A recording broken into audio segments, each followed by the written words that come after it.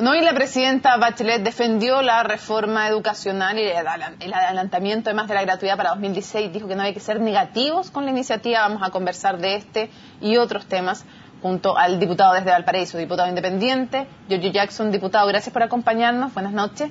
Buenas noches, Mónica. Lo primero que quiero preguntarle es, ¿qué le parecen las palabras de la presidenta? No hay que ser negativos, están siendo negativos con el adelantamiento de la gratuidad y la forma en que se ha definido el marco para ella.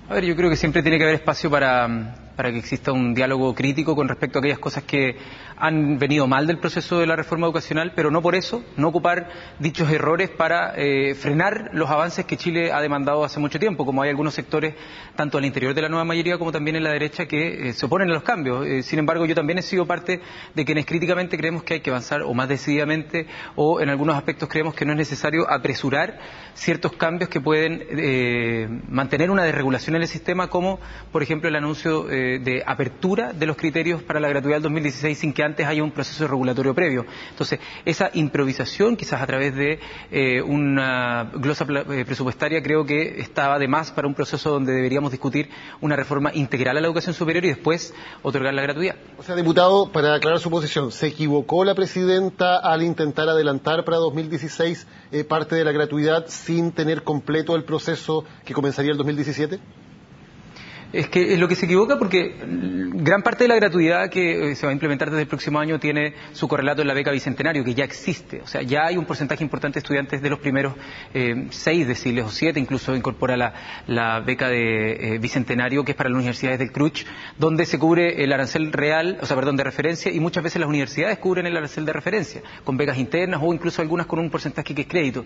Entonces, esta extensión se podría haber hecho aumentando quizás becas en Nuevo Milenio, por ejemplo, para los CFTIP, pero no definir criterios de gratuidad a universidades que quizás todavía no nos dan la tranquilidad o el respaldo, la garantía de que estén entregando educación de calidad y que no tengan fines de lucro. Entonces, yo, por lo que tengo entendido, hasta ahora habrían 3 universidades que no han sido cuestionadas por lucro, pero creo que esa apertura de puerta puede ser peligrosa para el proceso de regulación, el marco regulatorio que viene posteriormente. Puede ser un precedente que no sea tan bueno antes de discutir el financiamiento, tener claro el marco regulatorio, y eso lamentablemente con una glosa presupuestaria no se da.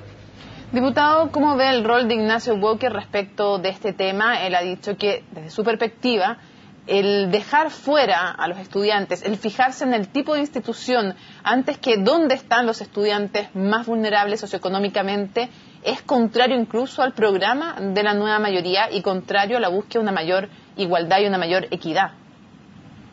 A ver, ahí yo tengo una diferencia sustantiva, una diferencia importante con lo que dijo el senador Walker, más allá de lo que puedan haber ellos presentado en su programa de gobierno, que contiene niveles de ambigüedad que son interpretables de muchas maneras. Lo cierto es que tratar de entregar cheques para que los estudiantes vayan al supermercado de instituciones, y aquellos que no lograron ingresar a las de prestigio, que ingresaron a universidades donde prácticamente los estafan, y eso es conocido por todos, donde hay pésimos niveles de acreditación, donde hay incluso instituciones financieras internacionales que poseen universidades acá en Chile diciendo que no tienen lucro, y entregarles a ellos un cheque para seguir financiando ese modelo de instituciones, a mí me parece que es un despropósito, que rema para el otro lado de donde debería remar una reforma que apunte a la calidad, a la misma calidad que muchos tanto se lavan la boca. Por lo tanto, creo que el esgrimir el argumento de la vulnerabilidad de los estudiantes, aquellos estudiantes que han sido lejos los más perjudicados de todos, para seguir validando un sistema en vez de rescatarlo de esas instituciones y fijar parámetros a aquellas instituciones que estén cumpliendo, me parece que es como usar escudos humanos para validar un sistema mercantil de educación, porque cuando hablamos de voucher, que es financiar cheques para que los estudiantes escojan en el mercado de la educación, eso es entendido por todos como una de las principales herramientas de mercantilización de la educación. Y si es que el senador Ignacio Walker dice que está de acuerdo con eso, que transparente que está de acuerdo con una educación de mercado, porque eso es lo que significa, y no con garantizarla como un derecho social. Pero, diputado, esa fórmula precisamente de los vouchers no es precisamente la que acaba de aprobarse y consolidarse con la reforma de la educación primaria y secundaria, donde es exactamente eso: el Estado les entrega el dinero a los alumnos para que ellos vayan al mercado y elijan si ir a colegios públicos o ir a colegios subvencionados. Es precisamente uno de los pilares que tiene el mercado. El mercado tiene muchos pilares, tiene alrededor de 5 pilares. Nosotros en la reforma a la inclusión eliminamos 3, comprometiendo al exministro en ese entonces, y también lo hemos conversado con la ministra, de que tanto o en el proceso de desmunicipalización o en el de carrera docente tenía que cambiarse la lógica del voucher. En el proyecto de carrera docente, gran parte de los fondos, la mayoría de los fondos va a financiar directamente a los profesores, por lo tanto los costos reales. Entonces se cumple buena parte de ese objetivo. Ahora tenemos que ver que en la reforma a la desmunicipalización también se cambia la lógica del voucher para que este no sea el que impere en materia educacional. Y si es que ponemos restricción como límite de número de alumnos por sala, por ejemplo en 35 alumnos, se da también una oportunidad importante para terminar con el voucher.